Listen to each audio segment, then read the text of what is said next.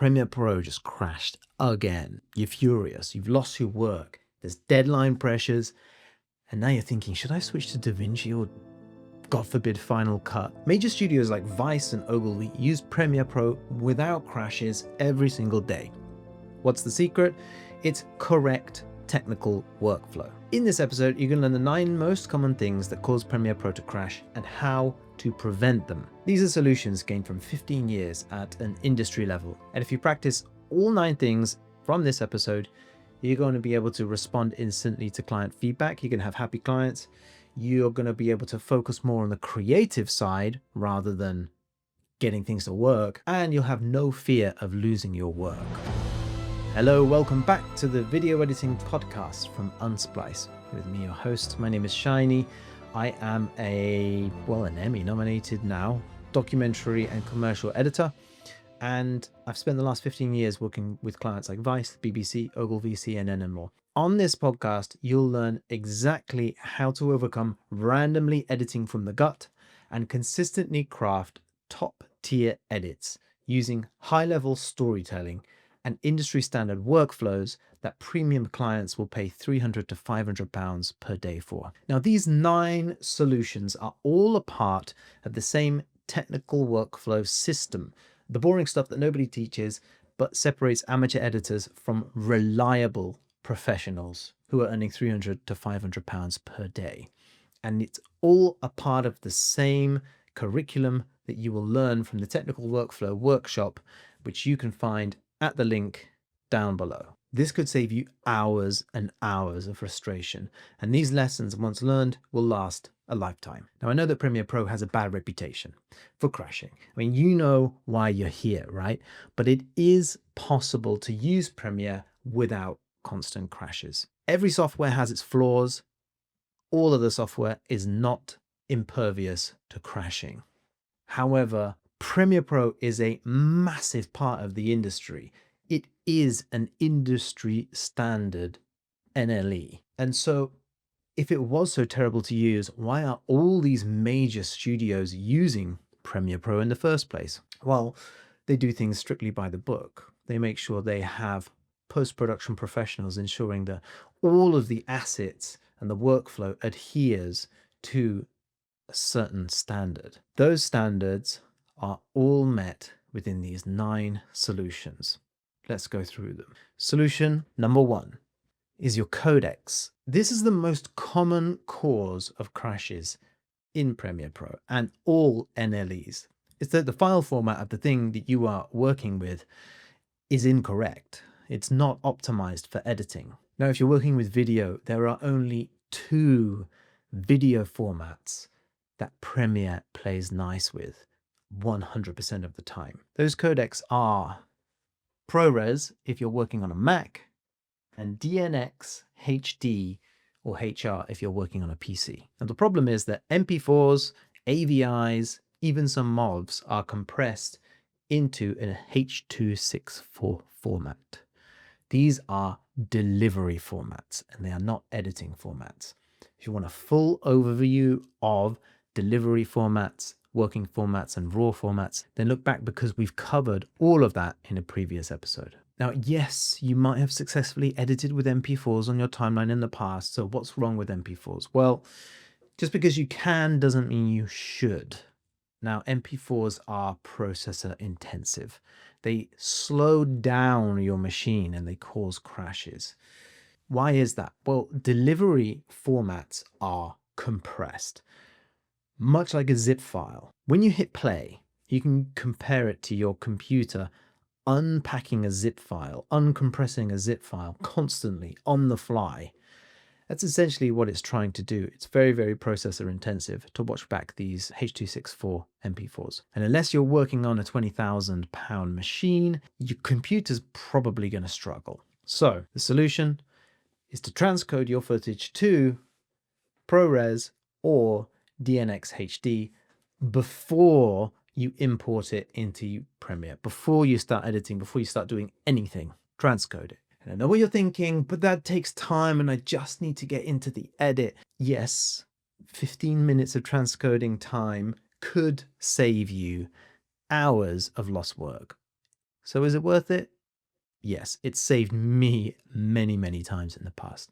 And I highly recommend that you get into this habit. Every Vice project, every BBC project that I've worked on, everything gets transcoded into the correct format before it even touches Premiere Pro, every time. And this ensures stability, and it's vital. Solution number 2 is variable frame rates, VFR. Variable frame rates are horrible. Now, a normal frame rate is going to be 24 frames per second, 25 frames per second, 30 frames per second. And that means that every single second, 30 frames happen. Equally spaced. However, mobile phones have limited processing power. So to avoid crashing or overheating, what it might do is drop some random frames because it goes, too much happening right now. I don't have the capacity to store that one frame. And so you might get random seconds that have 29 frames per second in it, and then back to 30. And then a second after that's got 27 frames per second, and then back to 30. And then after that, 29. And so it averages out to be something completely random, like 29.9 frames per second. And when you bring that into your NLE, Premiere Pro, DaVinci Resolve, Final Cut, whatever you're using, Avid, it's expecting a file that is 30 frames per second. However, when it goes through, 1 second's got 27 frames per second, 1 second has 30, 1 second has 29 frames per second, and it just goes and crashes. That's why variable frame rates are the devil's work when it comes to your editing software. It's going to cause crashes. So if you're dealing with footage that's come from a mobile phone, that's been shot on a mobile phone, transcode that puppy. Make sure that it's transcoded into a constant frame rate. 30 frames per second is the typical frame rate that most phones try to record at. And so make sure you transcode it to ProRes or DNx HD at 30 frames per second. Then it's going to be a constant frame rate. It's going to fix and prevent that crashing. All right, solution number 3, MP3s. MP3s are from the same family as MP4s. MP3s are exactly the same. Highly compressed audio format. It has to unpack it constantly as it is playing it through. So make sure that you transcode it to a format that is a working format. There's only 3 of those. .wav, an AIF or an AIF, AIFF. Nobody knows. I haven't found consensus on how to pronounce that. And AAC. I recommend, and I will always transcode everything to a WAV. It's a nice, universal format that works perfectly. Then you'll have some happy software. If you have the option to download WAVs, for example, on the music library website, always download as a WAV. An MP3 that's converted to a WAV is still missing some of the critical information that comes with a WAV from its native format. You can't add clarity, you can't add information. So make sure that you download from source, or you get from source, as high a resolution as you can, and that would be a WAV in audio format. It takes 30 seconds. It's the fastest thing to transcode. Just do it. All right. Problem number 4 that you might be experiencing is dynamic link. Now, if you're an animator or you just want to add some titles, then you might be tempted to go into After Effects and do some titles, do some animations, and then bring it straight in to Premiere Pro. Dynamic link is a world of pain. I want it to work. I want it to work so badly. It's such a great idea.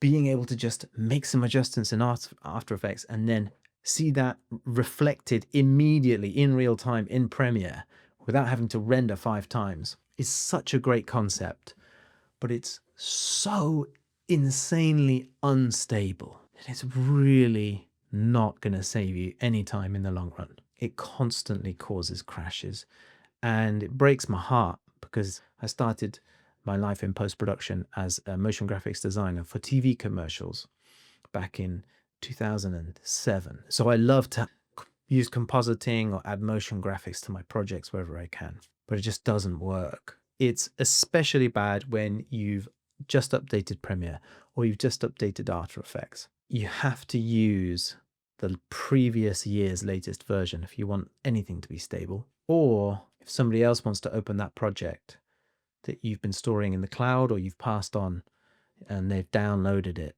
and everything is dynamic linked, that's when you start to find some clashes or things get unlinked and things stop working. So the solution, there's only one really, and that's just avoid dynamic link altogether. Just don't use it. Instead, render from After Effects and then bring it in. Import it into your project as a ProRes or a DNX HD.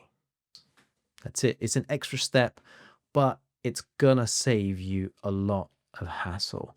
Even just having that dynamic link in your project window can cause it to crash. So just don't bring it in, especially if you've got a long project ahead. If you just got one thing and that's it, and then you're done, you could risk it. However, if you've got a long project with lots of changes coming forward, it can be a real headache. So solution number 5, if Premiere Pro keeps crashing, it could be your image resolution. The problem is if they are too big, there's just too much processing power it needs to survive. Now, the pixel resolution of this screen, of this video that you are watching, is 72 dpi, or 72 pixels per inch. Print is 300 dpi, 300 pixels per inch. Photos taken on a camera are typically strong enough resolution so that they can be used in print campaigns.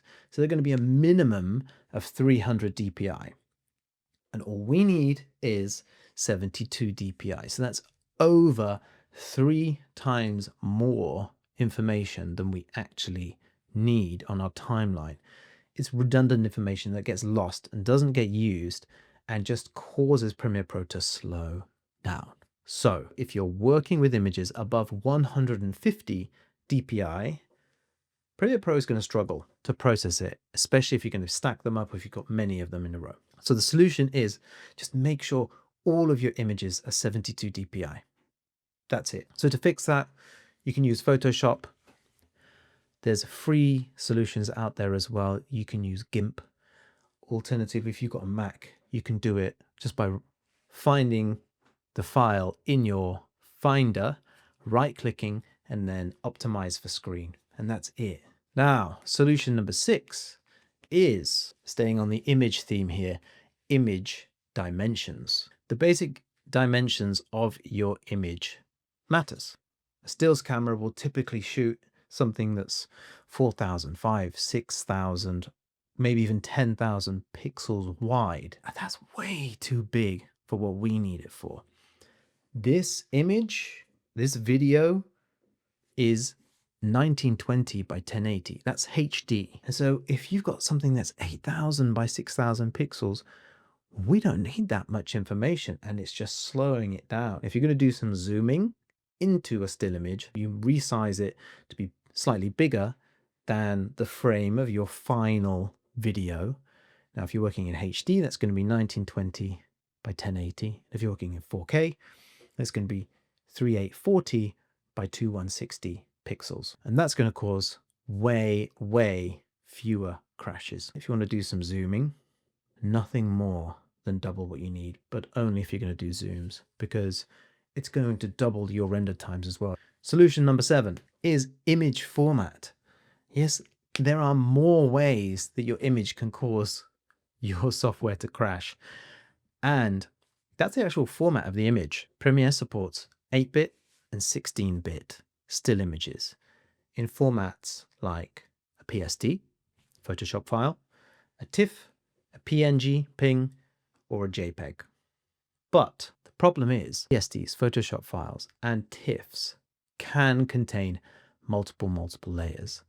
You don't know until you open up that file in Photoshop how many layers there are. And if there are many layers in that file, then it's going to cause Premiere to really slow down to the point where it might crash. So if a file is suspiciously large, that is 25 megabytes upwards, then there's a good chance that that image is way too big for what you need for a video, because videos are quite low resolution compared to still images. So to prevent this, make sure that if you are bringing in any Photoshop files or TIFFs, that they are flattened before you bring them in. I'm going to suggest that you save a new version that's completely flattened, change the name, and import that into your project.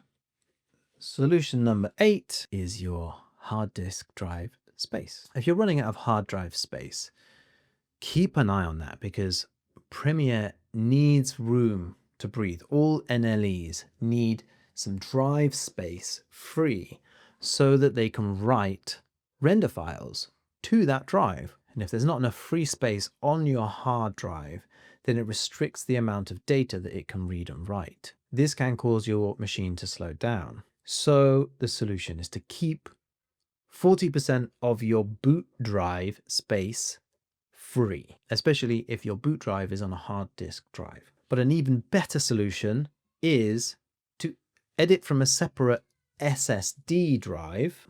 In an ideal world, what you'd have is all your editing files on one separate edit drive, and then all of your media cache and render files on a different solid state drive. That means your computer is reading from one drive and writing to another drive, and it's not trying to read and write along the same cable.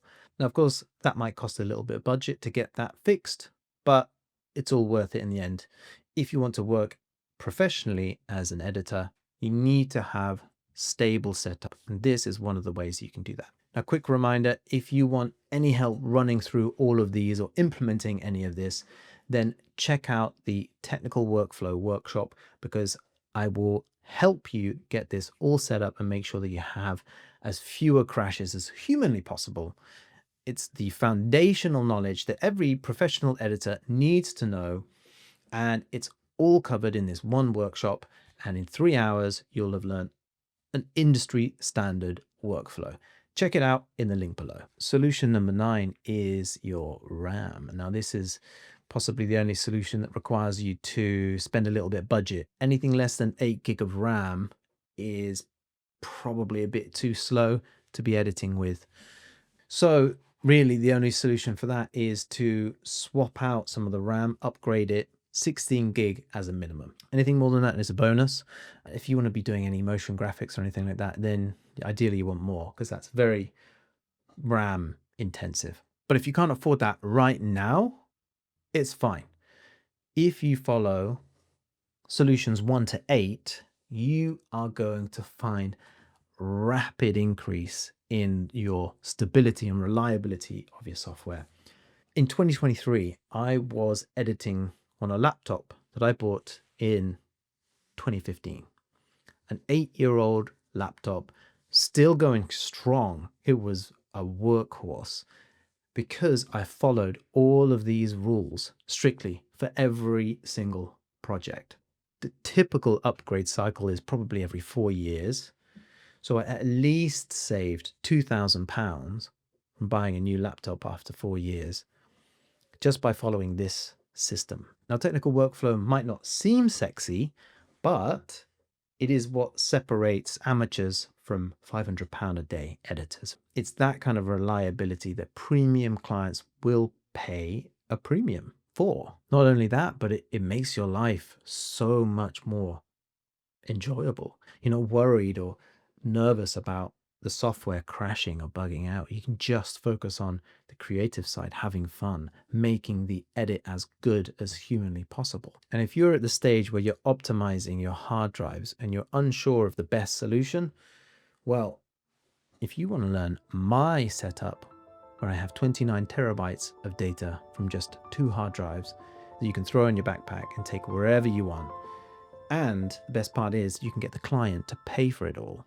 well, check out the next episode.